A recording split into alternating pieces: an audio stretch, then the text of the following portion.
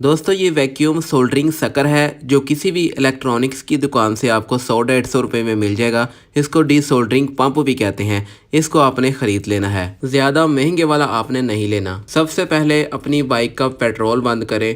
Petrol बंद करने के लिए इस लीवर को यहाँ पे ला के सेट करें। दोस्तों आपने सारे स्टेप्स की तरतीब वही रखनी है जो इस वीडियो में बताई जाए।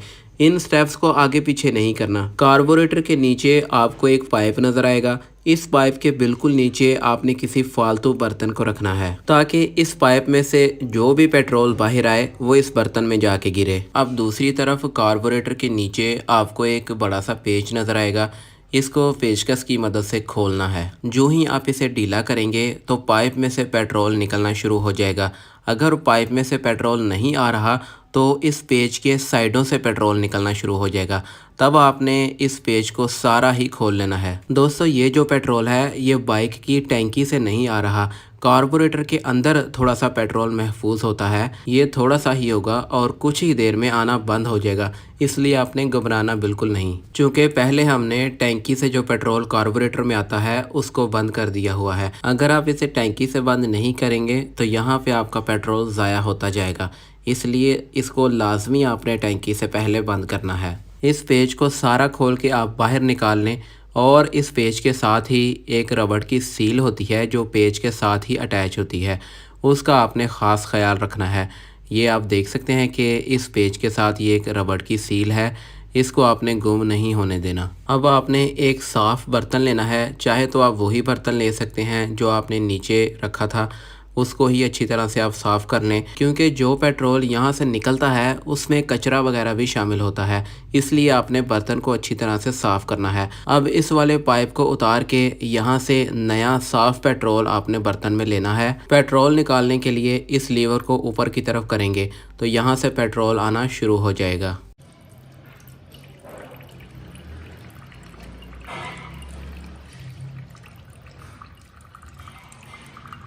पेट्रोल के लीवर को बंद करने के बाद दोबारा इस पे पाइप लगा देंगे। बिल्कुल थोड़ा सा पेट्रोल ही आपने इस मकसद के लिए लेना है, ज़्यादा पेट्रोल निकालने की ज़रूरत नहीं है। अब आपने पेट्रोल को बंद ही रखना है और साथ ही इसकी चोक को उठा देना है।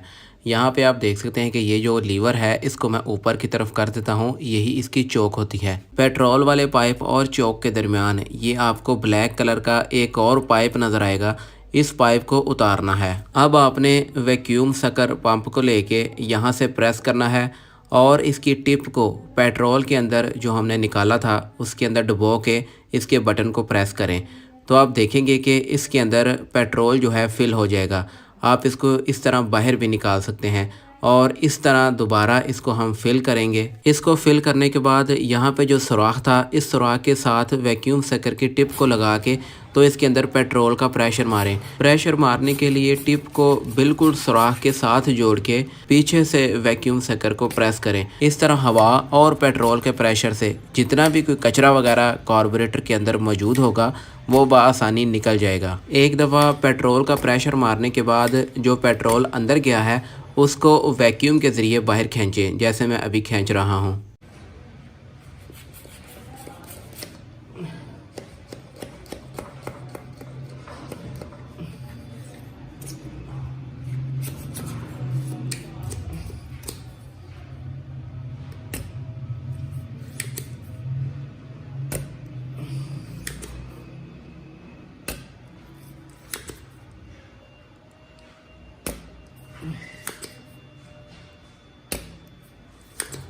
ये आप देख सकते हैं कि पेट्रोल किस तरह प्रेशर से बाहर आ रहा है। दोस्तों इस तरह सफाई करने के बाद अब आपने ये जो ढक्कन ऊपर लगा है इसको खोलना है। इसको खोलने के लिए आपको किसी भी तरह के टूल की ज़रूरत नहीं है, इसको आप अपने हाथों से ही खोल सकते हैं। ये आप देख सकते हैं कि ये ढक्कन खुल चुका है। ढक्कन को खोलने के बाद इसकी पूरी असम्बली को आपने ऐसे बाहर निकाल लेना है। ये दरअसल रेस की स्लाइडिंग असम्बली है। इसके ज़रिए ही एयर फ्यूल मिक्सचर तैयार होके इंजन के अंदर जाता है और इंजन की पावर इसी से कंट्रोल होती है। इस ब्लैक वाले पार्ट को किसी साफ़ और नरम कपड़े से अच्छी तरह से साफ़ करें और ये जो आगे आपको एक स्टील की टिप नज़र आ रही है इसको भी अच्छी तरह से साफ़ करना है। इस टिप के कोने पे यानी कि टिप के बिल्कुल कॉर्नर पे जमा हुआ कचरा मौजूद हो सकता है। अगर ये कचरा नहीं उतर रहा या किसी किस्म का रस्ट वगैरह लगा हुआ है तो बेहतर है कि आप इस टिप को चेंज कर लें, क्योंकि इस टिप की मदद से ही आपका पेट्रोल एडजस्ट होता है। अगर इसकी ये नीडल ख़राब होगी तो बाइक पेट्रोल ज़्यादा कंज्यूम करेगी, या दूसरे केस में बाइक बारी बारी चलेगी, इंजन अपनी फुल पावर पे नहीं पहुंच सकेगा। स्लाइडिंग असम्बली और नीडल को साफ़ करने के बाद हमने कपड़े को पेट्रोल में भिगो के इसके अंदर से भी सफाई करनी है।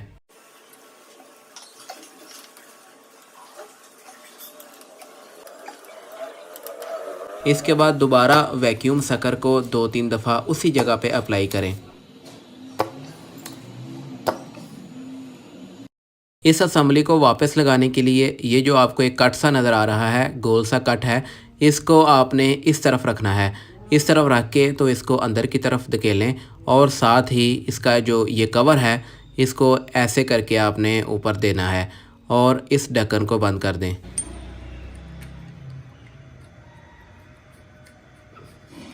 दोस्तों, इसके कवर की ये जो तार है इसकी पोजीशन को चेक करें, ये बिल्कुल इसी सिमत में होनी चाहिए। अगर ये इसकी सिमत ठीक नहीं है, ये जो आपने कवर ऊपर बंद किया है ये ठीक तरीके से बंद नहीं हुआ तो ये आपकी रेस में मसला करेगा। ये आप देख सकते हैं कि इसकी जो रेस की तार है वो थोड़ी सी इस डायरेक्शन में है, तो इसी डायरेक्शन में आपने ये रेस की तार रख कर तो इसके ढक्कन को बंद करना है।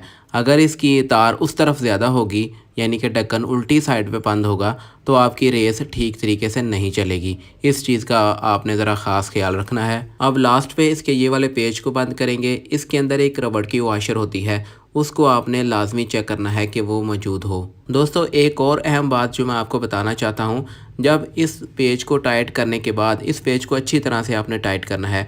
इस पेज को टाइट करने के बाद जब आप बाइक का पेट्रोल खोलेंगे तो बाज़ दफ़ा इस तरह होता है कि पेट्रोल नीचे वाले पाइप से या कार्बोरेटर से लीक करने लग जाता है। अगर आपके केस में भी इस तरह का मसला होता है तो आपने बिल्कुल नहीं घबराना। ये इस वजह से होता है कि कार्बोरेटर के अंदर अपनी एक छोटी सी टैंकी मौजूद होती है। जब वो फिल होती है तो कार्बोरेटर ऑटोमेटिकली मज़ीद पेट्रोल अपने अंदर समाना बंद कर देता है। इसकी टैंकी के अंदर 2 छोटे छोटे बाल मौजूद होते हैं।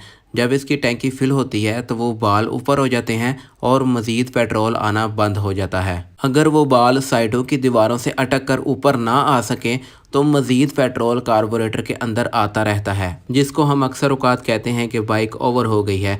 आपने बस करना ये है कि जैसे ही आपका पेट्रोल बाहर आने लगे आपने हल्का हल्का कार्बोरेटर की ये जो नीचे टैंकी है इसको हिट करना है, तो आपका ये मसला हल हो जाएगा। दोस्तों, अगर आपको समझ नहीं आई या आपका कोई और मसला है तो मुझे कमेंट करके लाजमी पूछें, मैं इंशाल्लाह बर वक्त रिप्लाई करूँगा। वीडियो पसंद आई है तो इसको लाइक ज़रूर कीजिएगा, मेरी हौसला अफजाई होती है। मिलेंगे इंशाल्लाह एक नई वीडियो के साथ, तब तक के लिए अल्लाह हाफिज़।